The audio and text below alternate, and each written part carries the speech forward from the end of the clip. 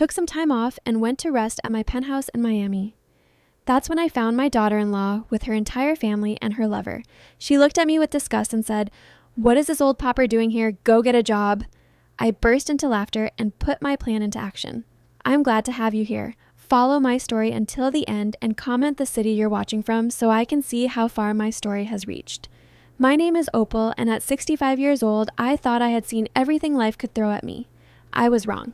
After working 18-hour days for 3 straight months, closing the biggest deal of my consulting career, I finally decided to take some time for myself.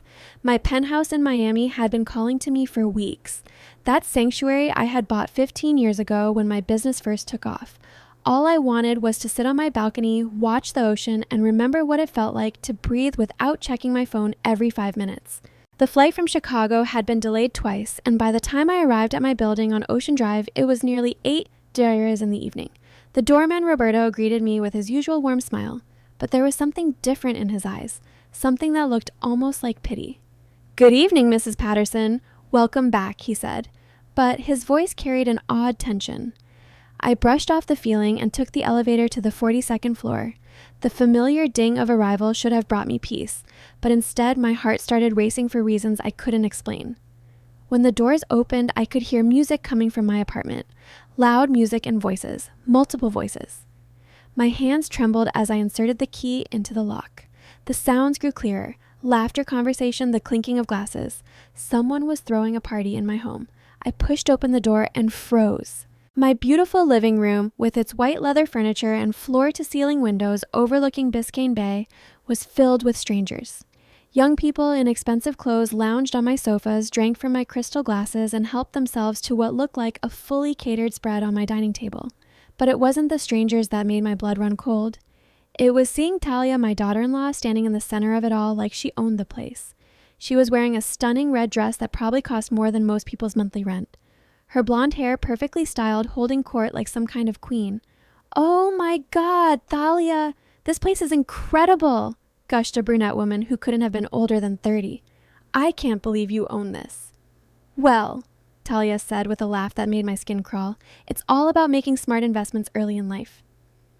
That's when she saw me standing in the doorway, my suitcase still in hand, my mouth hanging open in shock. For just a moment, her perfectly composed face showed a flicker of something. Surprise, maybe even fear, but it disappeared so quickly I almost thought I had imagined it. "What is that old pauper doing here?" she said, loudly enough for everyone to hear. The music seemed to stop. All conversations died. Every eye in the room turned to me. I felt heat rise to my cheeks, but I forced myself to stay calm. "Thalia, this is my apartment." She laughed, actually laughed, and the sound was sharp and cruel. "Your apartment." "Don't be ridiculous. Why don't you go find some work to do instead of bothering us?" The people around her started to murmur. I caught fragments of conversation. Who is that woman? Why is she here? Should we call security? A tall man with perfectly styled hair stepped forward. "Ma'am, I think there's been some confusion. This is a private party. You'll need to leave." I looked at Talia, waiting for her to correct him, to tell him who I was. Instead, she turned her back to me and addressed her guests. "Don't worry about her. She's just confused. These things happen with people her age." The humiliation hit me like a physical blow. These strangers were looking at me like I was some delusional old woman who had wandered into the wrong apartment in my own home. The home I had worked 60-hour weeks to afford. The home I had decorated with such care, choosing every piece of furniture, every painting on the walls. "Thalia," I said again, my voice stronger this time. "We need to talk alone." She sighed dramatically and rolled her eyes. "Fine. 5 minutes." She turned to her guests with an apologetic smile. "I'll be right back. Keep enjoying yourselves." She walked past me toward the kitchen, her heels clicking against my marble floors with an arrogance that made my hands clench into fists. I followed her, my heart pounding so hard I could hear it in my ears. Once we were out of earshot, I faced her. "What is this, Thalia? What are all these people doing in my apartment?" She leaned against my granite countertop like she owned it. "Your apartment. That's funny, Opal, because I've been coming here every weekend for the past six months, and I've never seen you once. Because I've been working, you know that. Marcus knows that. I've been traveling nonstop for my business." "Oh, your little consulting thing," she said dismissively. "How cute that you still pretend that pays for all this." She gestured around the kitchen with its top-of-the-line appliances and custom cabinetry. I stared at her in disbelief. "Pretend, Thalia. I bought this place with my own money. I've been building my business for over 20 years. She studied her manicured nails with exaggerated boredom.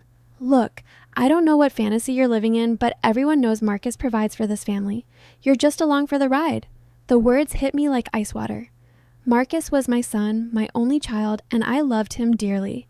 But his job as a mid-level marketing manager at a furniture company barely covered his own expenses, let alone luxury real estate in Miami Beach. Where is Marcus? I asked. Does he know you're here? Thalia's smile was cold as winter. Marcus is working late again as usual. And no, I don't bother him with every little detail of my schedule.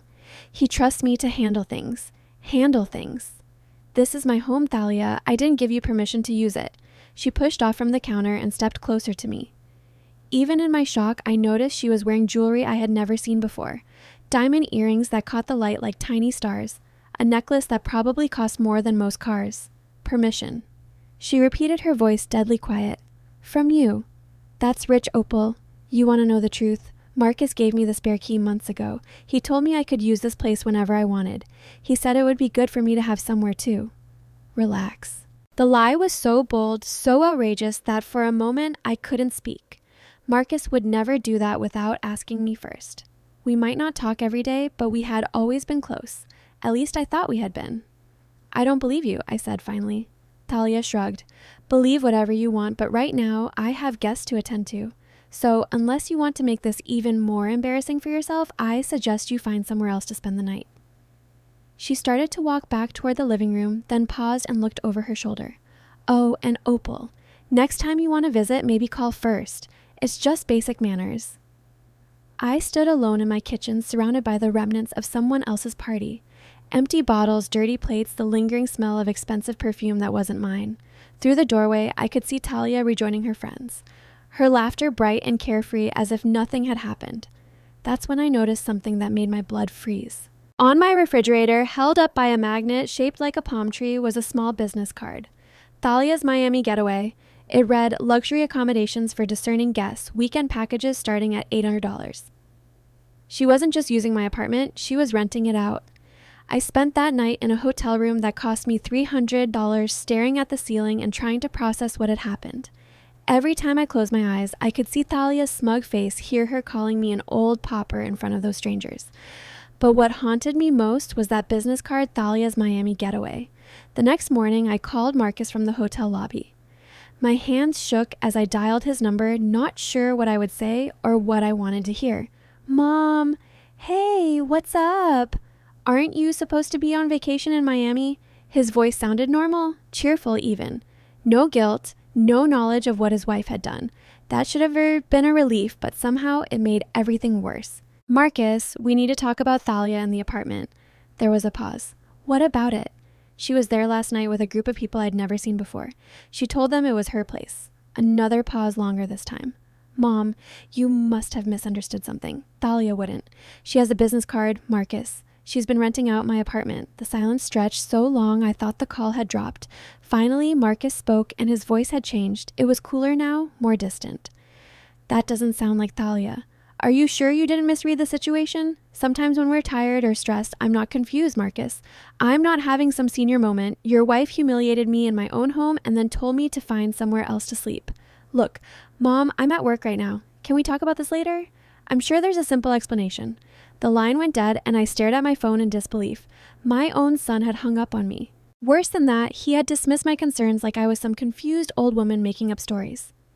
I sat in that hotel lobby for another hour, watching people come and go, feeling more alone than I had in years. Then something inside me hardened. I had built a successful business by being thorough, by investigating before making decisions. If no one else would take me seriously, I would find the proof myself. I took a cab back to my building and found Roberto the doorman during his lunch break. Mrs. Patterson, he said when he saw me approaching, I was hoping to talk to you. About what, Roberto? He looked around nervously as if making sure we were alone. It's about your daughter-in-law. She's been coming here every weekend for months now. Always with different people, always telling them it's her place. My heart started racing. Go on. Last month she asked me to help her with something. She said she was having a business meeting in your apartment and needed me to let her guests know which elevator to take. When I asked if you knew about it, she said, of course you did. That you were business partners now. business partners. The lie was so elaborate, so carefully constructed. Roberto, did she ever pay you anything for helping with these meetings? He shifted uncomfortably. She gave me $50 each time. Said it was from you as a thank you for the extra service. I felt sick. She had been bribing my own doorman to help with her scheme. Can you tell me exactly when these visits started and how often they happen? Roberto pulled out his phone and scrolled through what looked like a calendar app. The first time was 6 months ago. She came with just one other woman, said they were planning a girls' weekend, but then it got bigger. More people, fancier clothes. Last weekend, she had 12 people up there. 12 people in my 2-bedroom apartment. I could only imagine what state they had left it in. Roberto, I need to ask you something, and I need you to be completely honest with me. Has anyone else been paying you? Anyone connected to these visits? His face flushed red. Mrs. Patterson, I never meant any harm. She said you knew about everything. She said you were getting a cut of the profits.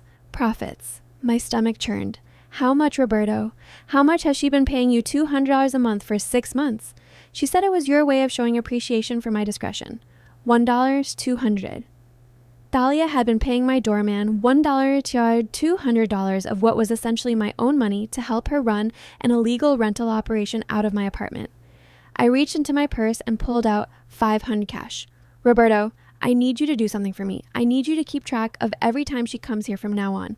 Every person she brings, every time she uses that business card of hers. Can you do that? He took the money, but his expression was troubled.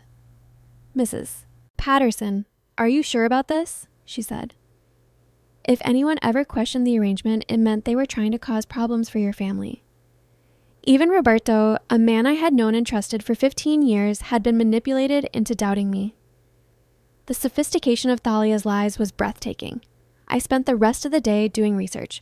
I called the building's management company and discovered that someone had indeed been inquiring about short-term rental policies for my unit. The inquirer had claimed to be acting on my behalf and had provided what appeared to be legitimate documentation showing my consent forged documentation. Thalia hadn't just been lying. She had been creating false paperwork. That evening, I sat in my hotel room with a legal pad writing down everything I knew. The business card, the payments to Roberto, the forged documents, the lies about me being her business partner. But what troubled me most was something Roberto had mentioned in passing, that Thalia had told her guests I was just a confused old relative who sometimes showed up unexpectedly. She hadn't just stolen my apartment. She had erased me from my own life story. I picked up my phone and scrolled through my contacts until I found the number for Janet Morrison, a private investigator I had used for business purposes several years ago. If Thalia thought she could outmaneuver a woman who had built a consulting empire from nothing, she was about to learn exactly how wrong she was. Janet, it's Opal Patterson. I need your help with something personal, and I need you to be very, very thorough. As I explained the situation, I could hear Janet taking notes on the other end of the line. Opal, this sounds like identity theft and fraud. Are you sure you want to handle this privately instead of going straight to the police? I thought about Marcus hanging up on me. About Thalia's confident smile as she dismissed me in front of her friends about the business card that turned my home into her personal profit center. I'm sure, Janet, but I want to know everything. Every lie she's told, every dollar she's made, every person she's deceived, and I want it all documented. After I hung up, I opened my laptop and did something I hadn't done in months. I logged into my social media accounts. If Thalia was using my apartment for her fake business, there had to be evidence, online reviews, photos, maybe even booking confirmations. What I found made my hands shake with rage. There were dozens of photos of my apartment on Instagram, Facebook, and Airbnb. Pictures of my living room, my bedroom, my bathroom, all tagged with location markers for Thalia's Miami getaway. The descriptions were elaborate fabrications about her inherited beachfront property and her family's long history in Miami real estate. But the reviews were what really made my blood boil. Guest after guest praising Thalia's attention to detail, her impeccable taste in decor, and her family's obvious wealth and sophistication. One review specifically mentioned how gracious Thalia was in dealing with the confused older woman who showed up claiming to own the place. They were all laughing at me. Strangers were reading about my humiliation and finding it entertaining. Janet Morrison called me back within 48 hours, and what she had discovered made my stomach turn. Thalia's operation was far more extensive than I had imagined. She's been running this scheme for exactly 6 months and 2 weeks. Janet said, her voice professional but tinged with disgust. She's got profiles on 4 different rental platforms, all using photos of your apartment. She's been charging anywhere from $800 to $1,500 per weekend depending on the season and demand. I did the math quickly in my head. If she had been booking even half the weekends at the lower rate, she had made at least $15,000 from my apartment, using my furniture, my utilities, my reputation with the building management. There's more. Janet continued. She's been telling people different stories about how she acquired the property. Sometimes it's an inheritance from a wealthy aunt. Sometimes she claims she bought it as an investment property when she was in college, but the most common story is that her husband's family owns multiple properties in Miami. And this is just one of several. My husband's family. She was using my success, my hard work to legitimize her lies, but attributing it all to Marcus. What about the legal implications, I asked. Fraud, definitely. Possibly theft of services depending on how much she's profited. The forged documentation Roberto mentioned could be a felony, but Opal, there's something else you need to know. I braced myself. She's been researching divorce attorneys. The words hit me like ice water. What I found, browser history on a computer she uses at a local coffee shop. She's been looking into Florida divorce laws, specifically how property acquired before marriage is divided. She's also been researching your business, your assets, everything she can find about your financial situation. I felt nauseous. She's planning to divorce Marcus and try to claim my property. It looks that way. She's been building a case that she's been financially contributing to the household through her rental business and that she's been managing family properties. If she can establish that she's been acting as property manager for your Miami apartment, she might be able to argue for a stake in it during divorce proceedings. The sophistication of it was breathtaking. Thalia hadn't just been stealing from me, she had been building a legal foundation to steal even more. Janet, I need you to document everything. Every rental, every lie, every forged document. But I don't want her to know we're investigating yet. What do you have in mind? I had been thinking about this since the moment I saw that business card on my refrigerator. Confronting Thalia directly would only put her on guard. Going to Marcus had already proven useless. He was either completely blind to his wife's true nature or willfully ignorant.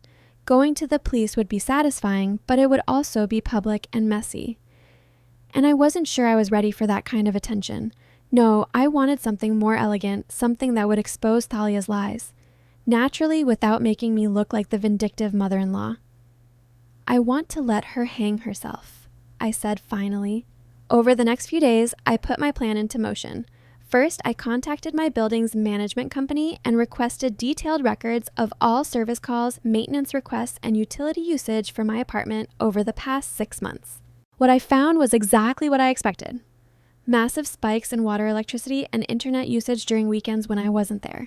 Then I did something that felt both sneaky and completely justified. I had new smart locks installed on my apartment along with a comprehensive security system with cameras in every room except the bedrooms and bathrooms. I made sure everything was completely legal and that the cameras were clearly visible. Anyone entering the apartment would know they were being recorded. But here's the brilliant part. I didn't change the access codes immediately. Instead, I programmed the system to log every entry and exit and to send me real-time alerts whenever anyone came or went. I wanted to catch Thalia in the act, but more importantly, I wanted her to document her own crimes. I also set up automatic payments for all the building services, internet cable cleaning maintenance, but with a twist. I programmed them to be automatically suspended every Friday evening and restored every Monday morning. If Thalia wanted to keep using my apartment for her business, she would have to keep calling to get the services restored, creating a paper trail of her unauthorized use. The first test came that very weekend at 2:30 on Friday afternoon. My phone buzzed with an alert. Front door opened. Security footage showed Thalia entering with 2 large suitcases and what looked like catering supplies. An hour later, I received another alert as 5 more people arrived. Clearly guests for another one of her rental weekends. At 6:00 sharp, the internet went down. By 6:15, the cable stopped working. At 7, I got a call from Roberto. Mrs. Patterson, I'm sorry to bother you, but your daughter-in-law is here and she's very upset about some technical problems. She asked me to call you about getting them fixed. What kind of technical problems, Roberto? The internet isn't working and the cable is out. She says she has important guests staying this weekend and they need everything working perfectly. I smiled. I'll look into it first thing Monday morning. These things happen with older buildings sometimes. She asked if there's any way to get emergency service today. She said she'd pay whatever it costs. I'm afraid not. My service contract only covers regular business hours. That weekend, I received 12 more entry alerts as frustrated guests arrived to find an apartment with no internet and no television. The security cameras caught everything. Thalia frantically calling service providers, her guests looking annoyed and disappointed. Several heated conversations in my living room that I couldn't hear but could certainly interpret from the body language. By Sunday afternoon, 3 couples had left early, and I could see Thalia on the security footage pacing my living room like a caged animal. But the real genius of my plan revealed itself on Monday morning when the services automatically restored themselves. Thalia called Roberto to thank him for fixing everything so quickly. She also mentioned that she would need to be more careful about checking the building's maintenance schedule in the future. She was creating her own evidence of unauthorized management of my property. Over the next 3 weeks, I repeated this pattern. Every Friday, the services would mysteriously fail. Every Monday, they would mysteriously return. And every week, Thalia would have to make phone calls, send texts, and leave voicemails that documented her efforts to manage technical problems in an apartment she had no legal right to manage. The security footage was even better. I watched her bring different groups of people through my home, giving tours where she pointed out her artwork, her furniture, her carefully chosen decorative touches. I saw her rifling through my personal belongings, showing guests my walk-in closet as if it were her own, even wearing some of my jewelry during her presentations. But the most damning footage came during week 4, when I caught her having a phone conversation with someone. I couldn't hear the words, but the security system had captured her looking directly at a framed photo of Marcus and me from his college graduation while she spoke. She was holding the picture, and her expression was calculating, almost predatory. That's when I realized she had been researching more than just divorce law. She had been studying me, learning about my life, my history with Marcus, looking for weaknesses she could exploit. Janet called me with updates twice a week, and each report revealed new layers of Thalia's deception. She had created fake social media profiles to leave positive reviews for her own rental business. She had been telling her regular guests that I was a senile relative who sometimes showed up unexpectedly and that they should ignore anything I said because I was confused about the ownership situation. Most disturbing of all, she had been researching my health. Janet found evidence that Thalia had been calling my doctor's office claiming to be concerned about my memory problems and asking about symptoms of dementia. She was building a case for having me declared incompetent, the final piece of my plan and required patience, but it would be worth it. I needed Marcus to see his wife's true nature with his own eyes, not through accusations from his mother or evidence from a private investigator. I needed him to discover the truth organically in a way that would leave no room for doubt or manipulation. So, I sent Marcus a text message that was completely honest, if not completely forthcoming. I've been having some problems with the apartment in Miami. Technical issues mostly. Would you mind checking on things this weekend? I'd feel better knowing everything is working properly. His response came back quickly. Of course, Mom. Thalia and I were actually planning to spend the weekend down there anyway. I'll take a look at everything and let you know what I find. Perfect. The security alert came at 11:45 on Friday morning. Front door opened. I was sitting in my Chicago office watching the live feed on my laptop as Thalia entered my apartment alone, 2 hours earlier than I expected. She moved with practiced efficiency, checking every room, adjusting furniture, even changing the sheets on my bed. But then something unexpected happened. At 12:15, she received a phone call that made her pace frantically around my living room for 10 minutes. When she hung up, she immediately started making other calls, her body language growing more agitated with each conversation. By 1:00, she was packing everything back up. By 1:30, that she was gone. 20 minutes later, Marcus called me. Mom, I'm sorry, but we had to cancel the Miami trip. Thalia is not feeling well, and she thinks it's better if we stay home this weekend. I could hear the disappointment in his voice, but more than that, I could hear confusion. What kind of not feeling well? She says she's been having migraines all week, really bad ones. She's been seeing a doctor about them, apparently, though this is the first I'm hearing about it. Migraines, a convenient excuse that was impossible to verify and guaranteed to generate sympathy. I wondered what had really happened in that phone call to make her abort her weekend plans. That's too bad, sweetheart. Maybe another weekend. Actually, Mom, I was thinking maybe I should go down anyway just for Saturday to check on those technical problems you mentioned. My pulse quickened. This was even better than what I had originally planned. If you don't mind, that would be wonderful. The internet has been spotty, and I want to make sure everything's working properly before my next visit. Thalia apparently had other ideas. Marcus called me back an hour later, and this time his voice carried a note of frustration I rarely heard from my easygoing son. Change of plans again. Thalia is feeling much better suddenly, and she insists on coming with me. She says she doesn't want me driving to Miami alone when I'm worried about you. Worried about me. The manipulation was so smooth, so perfectly calculated. Thalia had managed to position herself as the caring daughter-in-law who was concerned about her husband's elderly mother while simultaneously ensuring that Marcus wouldn't be alone in my apartment where he might discover something she didn't want him to see. That's very thoughtful of her, I said, matching her fake sweetness with my own. Saturday morning brought another surprise. At 7:30 a.m., my security system sent an alert, but it wasn't the front door. Someone was entering through the building service entrance using what appeared to be a service elevator key. The security footage showed Thalia dressed in workout clothes and carrying a large duffel bag sneaking into my apartment like a burglar. For the next 3 hours, I watched her clean, frantically removing all evidence of her rental business. She packed up the extra linen she had brought for her guests, threw away business cards and promotional materials, even moved furniture back to positions that matched older photos she must have taken of my apartment. By the time Marcus arrived at noon, my apartment looked exactly like it had when I left it months ago. But Thalia had forgotten about one thing: the security system itself. All of her cleaning and organizing had taken place directly in front of cameras that were recording everything. She had documented her own guilt in high definition. Marcus's visit was brief and uneventful, at least from what I could see on the security feed. He checked the internet, tested the cable, even looked at the air conditioning and plumbing. Everything was working perfectly, just as I knew it would be. He sent me a text. "Everything looks great, Mom. No technical problems at all." But something was bothering him. I could see it in his body language as he walked through the apartment. The way he paused in certain spots, the way he kept looking at Thalia with questions in his eyes. Finally, he asked her something that made her stiffen visibly. I couldn't hear the conversation, but I could see her response: animated, defensive pointing around the apartment as if she was explaining something.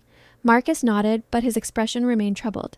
They left Sunday evening, but not before I caught one more crucial piece of footage. While Marcus was loading their car, Thalia made one final sweep of the apartment, checking every corner, every surface. That's when she noticed the security cameras. I watched her face change as she realized what they meant.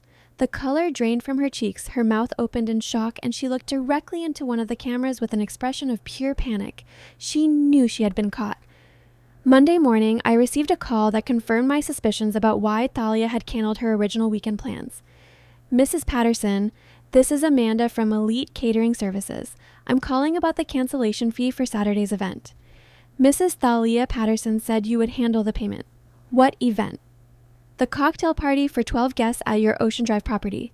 Mrs. Patterson canceled Friday afternoon, less than 4 hours before the scheduled service time. According to our contract, that incurs a 50% cancellation fee of $450. $450 for catering she had ordered for an event at my apartment without my knowledge, using my name for the contract. I'll need to review the contract before authorizing any payment. Can you email me a copy?" When the contract arrived, I found something even more infuriating than the unauthorized catering. Thalia had signed it as Mrs. T, Patterson Property Manager, and had listed my phone number as the primary contact. She had been using my identity for her business dealings. That afternoon, Janet called with her weekly update, but this time her tone was urgent. "Opal, we have a problem. Thalia's been busy since her Miami trip. She made 3 phone calls to divorce attorneys yesterday, and she scheduled consultations with 2 of them for this week. She's accelerating her timeline. There's more. She also called a moving company to get estimates for packing and storing furniture, and she made an appointment with a real estate appraiser." My blood ran cold. She's planning to claim my apartment as marital property. It gets worse. I found evidence that she's been researching elder care facilities, specifically ones that specialize in patients with memory problems. The pieces clicked into place with horrifying clarity. Thalia wasn't just planning to divorce Marcus and steal my property. She was planning to have me declared incompetent so she could claim legal guardianship over my assets. "Janet, how long would something like that take the competency proceedings? I mean, if she could provide medical evidence of cognitive decline, and if she had witnesses to support her claims, it could happen surprisingly quickly, especially if the target. Sorry if you didn't have legal representation or family support." Family support. If she successfully turned Marcus against me, if she convinced him that I was losing my mental faculties, I could find myself legally defenseless against her machinations. What do you recommend? We need to move faster. We have enough evidence to destroy her credibility, but only if we act before she can establish her narrative about your mental state. I thought about the security footage of her cleaning my apartment, her panicked expression when she spotted the cameras, the catering contract she had signed with my name. I thought about Marcus's confused expression as he walked through the apartment. The questions he clearly wanted to ask but hadn't. No, I said finally. Not yet. I want her to make one more mistake, a big one. Something so obvious that even Marcus can't ignore it.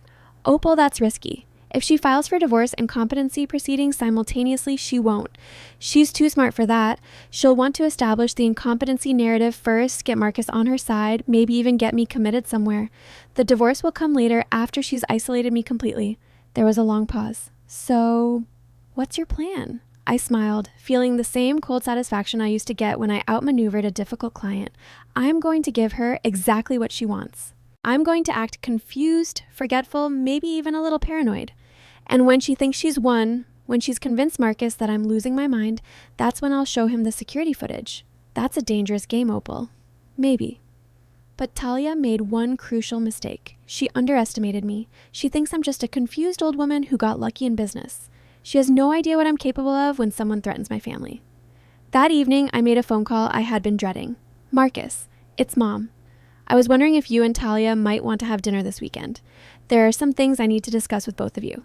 The dinner was set for Saturday evening at my Chicago apartment, and I spent the entire week preparing for what I knew would be the most important performance of my life. I needed Talia to believe she was winning to get comfortable enough to make the kind of mistake that would expose her completely. Marcus arrived first, carrying a bottle of wine and wearing the slightly worried expression he had worn since our phone conversation. Mom, you sounded strange on the phone. Is everything okay? I hugged him, letting myself seem just a little more fragile than usual, a little more uncertain. I'm fine, sweetheart, just tired. It's been a long few months. Thalia arrived 20 minutes later, and the moment she walked through my door, I could see the calculation in her eyes. She was studying me, looking for signs of the confusion and mental decline she had been researching. Ol? She said with exaggerated warmth. You look wonderful. How are you feeling? Oh, some days are better than others. I've been having trouble sleeping lately, and sometimes I forget things. Little things, mostly. I watched her eyes light up with interest. What kind of things? Where I put my keys, whether I locked the door. Yesterday, I couldn't remember if I had paid the electric bill. All lies, of course, but delivered with just the right touch of embarrassed vulnerability. Marcus frowned. Mom, you've never been forgetful. Are you sure you're okay? I'm 65, Marcus. These things happen. Thalia, would you mind helping me in the kitchen? I want to make sure I haven't forgotten anything for dinner. As we walked toward the kitchen, I could practically feel Thalia's excitement. This was exactly what she had been hoping for. Evidence of cognitive decline that she could use to support her plans. Opal, have you seen a doctor about the memory issues? She asked with fake concern. I don't think it's serious enough for that. Besides, doctors are so expensive these days, but your health insurance should cover it through your business, right? I paused, pretending to look confused. My business. Oh, yes. Sometimes I forget that I still have that. It's been so quiet lately. This was the bait I had been leading up to all week. If Thalia thought my business was failing, if she believed I was becoming financially vulnerable, she would accelerate her timeline. And desperate people make mistakes. What do you mean quiet? She pressed. No new clients for months. I think people prefer working with younger consultants these days. More energy, more current ideas. Marcus looked genuinely concerned now. Mom, that doesn't sound like you. Your business has always been successful. Things change, sweetheart. Maybe it's time I started thinking about retirement. I turned to Talia with a smile that I hoped looked helpless. I don't suppose you know anything about managing properties. I've been thinking about selling the Miami apartment, but I have no idea how to go about it. The hook was set. I could see Thalia's mind racing, calculating how quickly she could insert herself into the process, how she could position herself as my helpful caretaker while maneuvering to control my assets. Oh, Opal, you shouldn't make big decisions like that when you're feeling overwhelmed. Why don't you let me help? I've been learning about real estate investments lately. Have you? That's wonderful. Maybe you could come with me next time I visit Miami. Help me decide what needs to be done. Actually, Thalia said, exchanging a quick glance with Marcus. We were just talking about planning another trip down there. Maybe this weekend. Perfect. I could see the trap she was walking into, but I needed to make sure Marcus would be there to witness whatever she had planned. That would be lovely. The three of us together like a family vacation. Marcus smiled. The first genuine smile I had seen from him all evening. I'd like that, Mom. We haven't spent enough time together lately. It's settled then. I'll book us flights for Friday morning. Thalia's smile faltered slightly. Oh, but Opal, wouldn't it be easier if Marcus and I handled the travel arrangements? You have so much on your mind right now. I suppose you're right.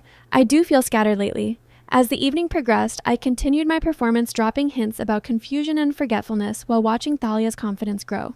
She was so focused on cataloging my apparent mental decline that she started making her own mistakes. During dessert, she mentioned a wonderful restaurant in South Beach that she had visited recently, then quickly caught herself and claimed she had only heard about it from friends. When Marcus asked which friends, she couldn't provide names.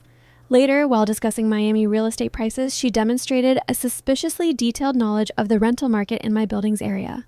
When I asked how she knew so much about it, she claimed she had been doing research to help me make informed decisions about selling. But the most damaging slip came as they were getting ready to leave. Thalia was in the bathroom and Marcus was helping me clear the dinner dishes when he paused and looked at me with concern. "Mom, I need to ask you something. That day we visited your apartment, I noticed some things that seemed off. My heart started racing, but I kept my expression neutral. What kind of things? The furniture was arranged differently than I remembered, and there were indentations in the carpet like heavy furniture had been moved around recently. Also, the refrigerator was completely empty, but there were water stains inside like someone had been using it." I let my face show confusion. "I don't understand. Are you saying someone has been in my apartment?" "I don't know what I'm saying. That's why I'm asking you. This was the moment I had been waiting for." "Marcus, I've been having the strangest feeling that someone has been using my apartment when I'm not there. Little things moved around. Utilities bills higher than they should be. But then I think maybe I'm just imagining it." "Mom, that's not something you imagine. If someone has been accessing your apartment without permission, that's a serious crime." Thalia returned from the bathroom just in time to hear the last part of our conversation. Her face went pale, but she quickly composed herself.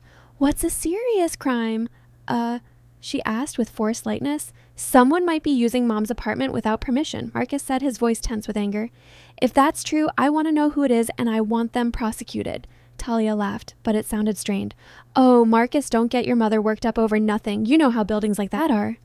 Maintenance people, cleaning crews, property managers, there are legitimate reasons for people to have access."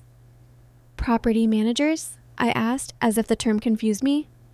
"Yes, lots of buildings use property management companies to handle rentals and maintenance. Maybe your building started using one and forgot to tell you." The lie was so bold, so perfectly crafted to explain away any evidence Marcus might have noticed. But it was also the mistake I had been waiting for. "Thalia," I said slowly, "how do you know my building uses a property management company?" She blinked, realizing too late that she had revealed knowledge she shouldn't possess. I don't know that for sure. I was just suggesting possibilities, but..." Marcus was staring at her with a new expression, one I recognized from his childhood when he was trying to solve a puzzle. "You seem to know a lot about Mom's building for someone who's only been there once. I pay attention when we visit. I notice things." The tension in the room was thick enough to cut. Marcus looked back and forth between his wife and his mother, clearly sensing that something was wrong, but not sure what. "You know what I said," standing up with apparent sudden decision. "Let's go to Miami this weekend and figure this out together. I want to know if someone really has been using my apartment, and if they have, I want them stopped." Thalia's composure cracked completely. "Opal, that's not necessary. I'm sure there's a simple explanation." "No, I think Mom's right." Marcus interrupted. "If someone's been violating her privacy, we need to know about it." I could see Thalia's mind racing, trying to find a way out of the trap she had walked into. Finally, she played what she thought was her ace card. "Marcus, I'm worried about your mother. These paranoid thoughts, the memory problems, the confusion about her business. I think she needs to see a doctor before we make any big trips or decisions." It was perfectly executed. The concerned daughter-in-law expressing reasonable worry about her husband's elderly mother. In any other situation, it would have been convincing. But I had been preparing for this moment for weeks. "You know what, Thalia? You're absolutely right. I have been feeling confused lately. So confused, in fact, that I did something I've never done before. I walked to my laptop and opened it, pulling up the security system app. I installed cameras in my Miami apartment just to make sure I wasn't imagining things." The color drained from Thalia's face as she understood what I was saying. "Would you like to see what they recorded?" The silence in my living room was deafening. Marcus stared at the laptop screen, his face cycling through confusion, disbelief, and finally a rage I had never seen from my gentle son. Thalia stood frozen behind the couch, her mouth opening and closing like she was trying to speak, but no words would come. The footage was damning.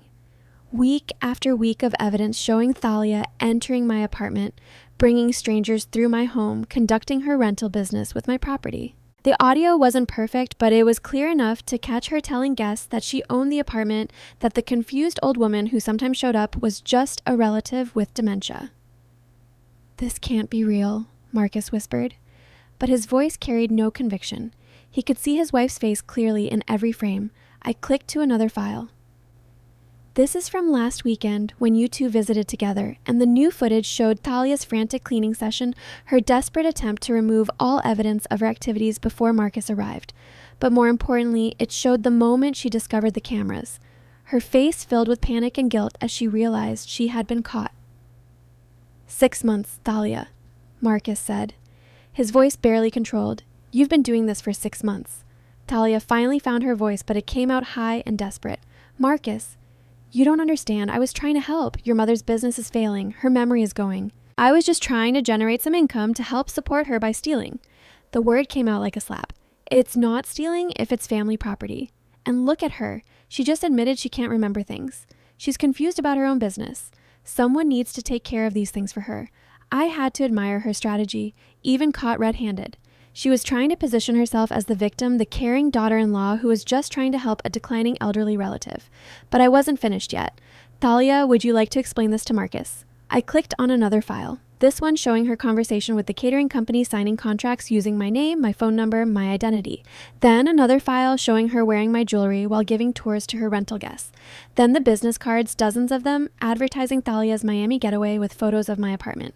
With each new piece of evidence, Marcus's expression grew darker. By the time I showed him the online reviews where guests praised Thalia's family wealth and inherited property, he looked like he wanted to be sick.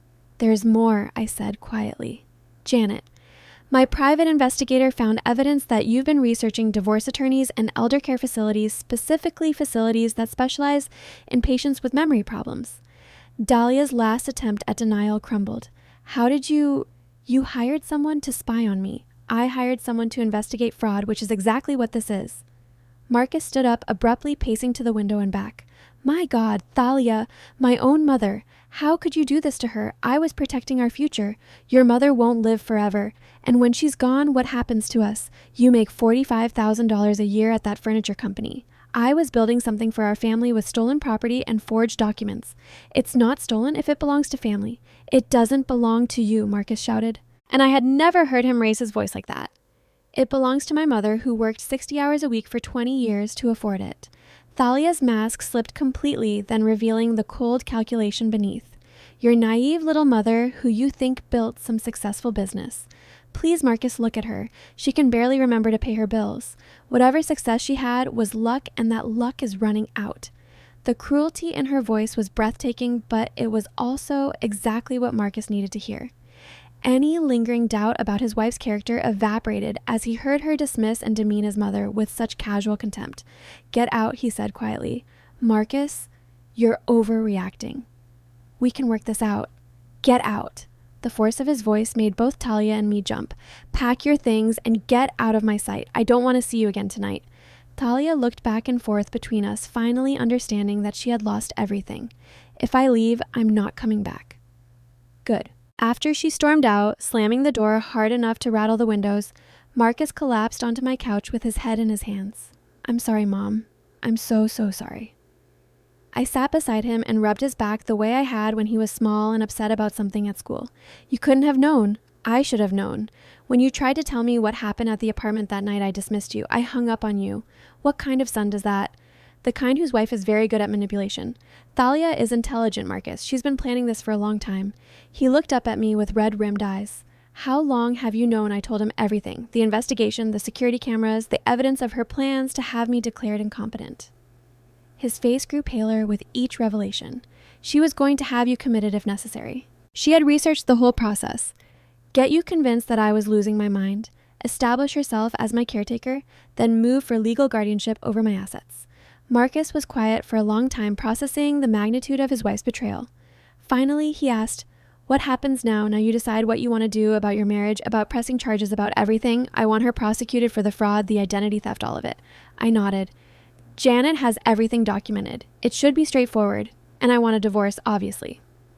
"Are you sure this is a big decision to make when you're angry?" He looked at me with surprise. "Mom, She tried to steal your apartment and have you committed to a mental facility. How is that not grounds for divorce? I smiled sadly. I just want to make sure you're thinking clearly. I am. For the first time in months, I'm thinking clearly. He paused, then asked, how did you stay so calm through all this? If someone had done this to me, I would have confronted them immediately. Because confronting her wouldn't have worked. She would have found a way to turn it around, make me look like the crazy mother-in-law causing problems. This way, she exposed herself. 3 months later, I was back in my Miami apartment. But this time, I wasn't alone. Marcus had taken a week off work to help me reclaim the space that Talia had turned into her personal business venture. I still can't believe she was charging well over $500 a weekend, he said, stripping the beds she had used for her rental guests. Janet estimates she made over $25,000 total, all of which will be returned as part of the restitution agreement. The criminal case had been easier than I expected. Faced with overwhelming evidence and the prospect of federal charges for mail fraud, Thalia had agreed to a plea deal that included full restitution and 2 years of probation. The divorce had been finalized the previous week. Marcus had kept the house, which was in his name anyway, and his car. Thalia had left with nothing but her clothes and jewelry, and even some of that was being held as evidence. Do you think she'll try to contact you again? Marcus asked. I shook my head. The restraining order is pretty clear. Besides, what would be the point? She's lost everything she was trying to steal. That evening, we sat on my balcony watching the sunset over Biscayne Bay. Marcus had been quiet all day, and I could tell something was bothering him. What is it, sweetheart? I keep thinking about all the signs I missed. The way she always volunteered to handle bills and paperwork. How she discouraged me from visiting you too often because you were so busy with work. The way she always had expensive things but claimed they were gifts from friends or sales finds. You trusted your wife. That's not a character flaw. But I should have trusted you more. When you told me what happened that night, I should have believed you immediately. I reached over and took his hand. You believe me now. That's what matters. As the sun disappeared below the horizon, painting the sky in shades of orange and pink, Marcus squeezed my hand. I have a confession to make, he said. Oh, I never really liked this apartment before. It seemed too fancy too much for one person. But sitting here now, seeing how peaceful you are, I get it. You earned this. You deserve to enjoy it without someone else trying to take it away from you. I felt tears prick my eyes, but they were good tears this time. Thank you for saying that. I mean it, Mom. I'm proud of what you built, and I'm sorry it took almost losing it for me to see how amazing you really are. Later that night, alone in my reclaimed bedroom, I called Janet to thank her again for all her work. How are you doing, Opal? Really? I thought about the question seriously. I'm good, Janet. Better than good, actually. I feel free. Free. For months, I was carrying around all this anger and hurt. Not just about what Talia did, but about Marcus not believing me. About feeling like I was losing my son to someone who didn't deserve him. But it's gone now. All of it. That's the best kind of victory, when you win without becoming bitter. After I hung up, I walked out to my balcony one more time. The building was quiet, the ocean breeze was warm, and for the first time in months, I felt completely at peace. Thalia had tried to steal my apartment, my identity, my relationship with my son, and ultimately, my independence. But in the end, she had given me something unexpected. She had shown Marcus who I really was. Not the confused, declining old woman she had tried to paint me as, but a strong, capable woman who could take care of herself and protect what mattered to her. I raised my glass of wine to the Miami skyline and smiled. Sometimes the best revenge isn't revenge at all. Sometimes it's just reclaiming your life and being happy in spite of those who tried to destroy it. Tomorrow, Marcus and I were going shopping for new furniture to replace everything that had been contaminated by Thalia's presence. We were going to make this apartment truly mine again, filled with memories of family who actually loved and respected me. The old pauper, as Thalia had called me, was doing just fine. Now I'm curious about you who listened to my story. What would you do if you were in my place? Have you ever been through something similar? Comment below, and meanwhile, I'm leaving on the final screen 2 other stories that are channel favorites, and they will definitely surprise you. Thank you for watching until here.